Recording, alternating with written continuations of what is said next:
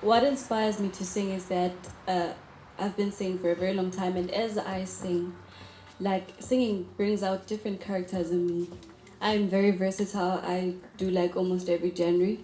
So yeah, like even if I sing, like it just I just you know go there, like yeah. So yeah.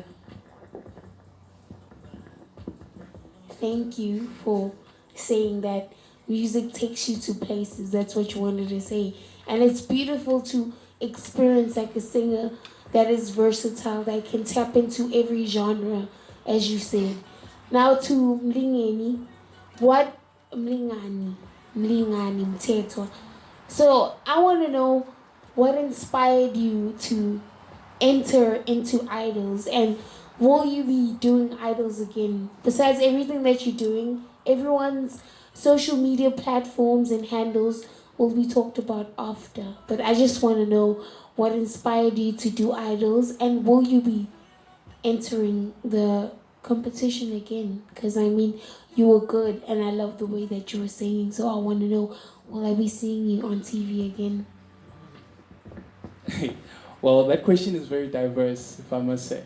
But one thing that pushed me to go for idols was basically the people around me.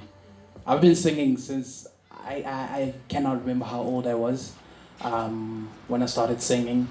But as a person who's a child who grew up in church, both my grandparents from the maternal and the paternal side, they're all pastors.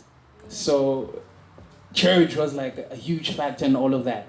But the reason I entered idols was to break that stigma that hey, if you're in church, you can't do other genres, you can't do R&B, you can't do rock. Believe it or not, I did rock and roll. First genre I did after getting out of church. I did rock and roll. I used to cover your ACDC, your Queen, all of those things. And for me, it was about proving a point that hey, I can actually do something out of church.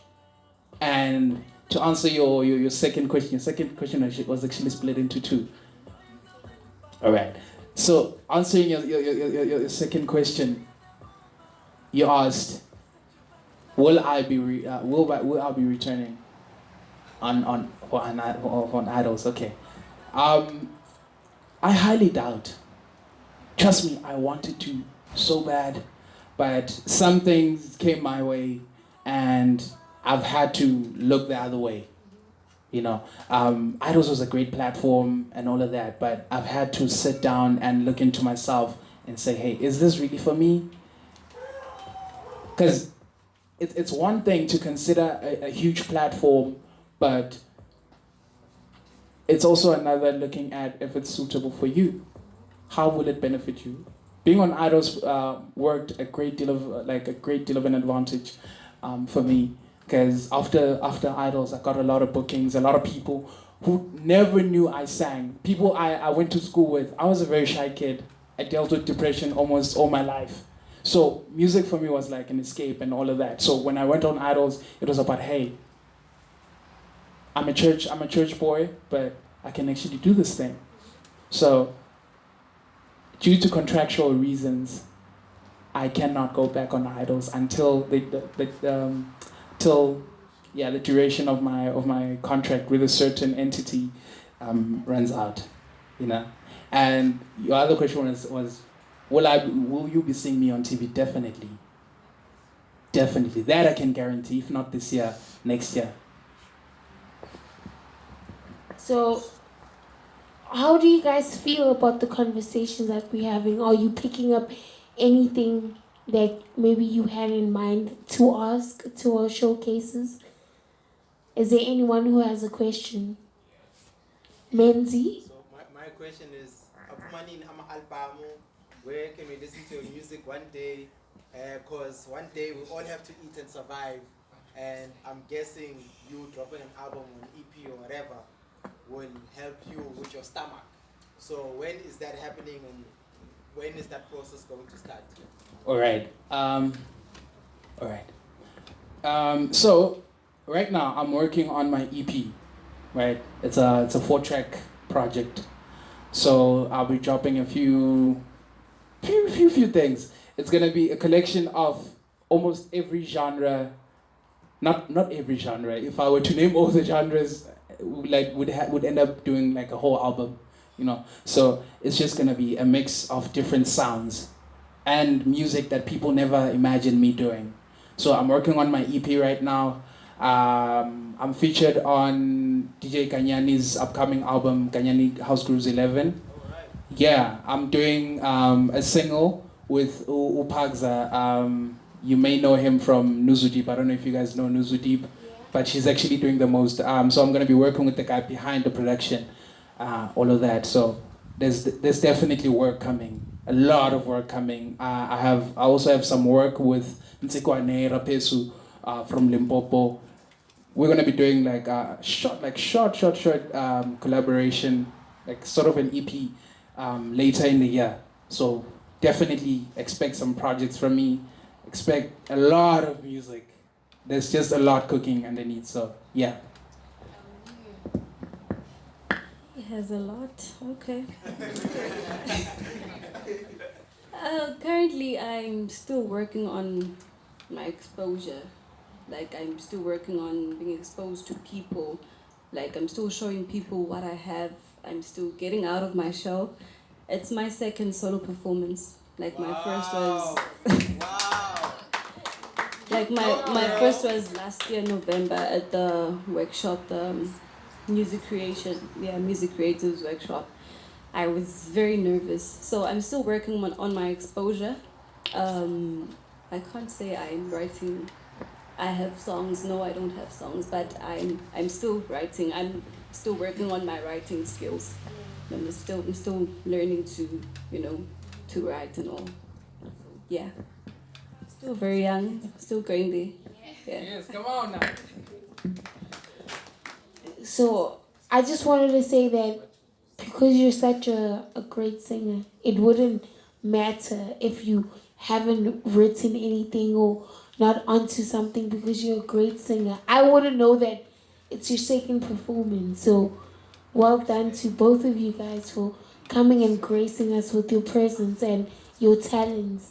We're extremely grateful to experience that and share your journey to becoming what you guys want to be and what you want to do ultimately in the world. So, the last question that I have for you guys is how does what you do benefit other people in a sense as how do you make what you do relate to other people, what they go through and their experiences, their beliefs and their views? It's one question. Samu, do you want to answer this one first? Well, I believe that what we do does benefit other people because art itself encompasses a diverse range of human activities, like and including music. It could be painting, could be all of that. So it is a way of experiencing other people's cultures, a way of learning other people's personalities and getting to know other people around you and all of that. Yeah. Okay. First of all, when we talk about art is a form of expression, right? As I've mentioned earlier, that I dealt with depression. I dealt with a lot of things like in my life, and music became my journal. I started writing I started writing from a very young age, but the maturity wasn't really there, But as I'm growing, I'm learning to write something in relation to something somebody might be going through, So every time I get on stage, I want to make sure that people get a piece of me. My music is a piece of me to you. I'm giving you a piece of my soul. It's unfortunate that today I was very much underprepared and all of that. I'm so sorry for that. The aim was to actually give you my original music and all that, but due to certain unforeseen circumstances, I could not deliver. So, yeah, my music is my soul, my heart, everything. It's like I remember somebody made a reference about Strava. Strava is the treasure. somebody who tells stories. Music is about storytelling. I believe our ancestors, they told stories through music. They told our history through music. So music for me is an expression. It's everything. It's like a love letter. It's a love letter to the audience, to the people listening on the receiving end. So yeah, that's just it. Can everyone clap hands? Thank you very much for your share of what you had to say. You answered the questions very greatly and more than adequately. And you said something about putting your soul. You give people your soul, right? And there's a description or a saying that, whatever you do, when you put your soul in it, it lives forever. Whatever it is, how little it is, right? It's about you giving yourself to everything that you do. And I witnessed it today with all the poets and you guys as well. So thank you very much for coming through and sharing your soul with us and your journey. We're very grateful for that.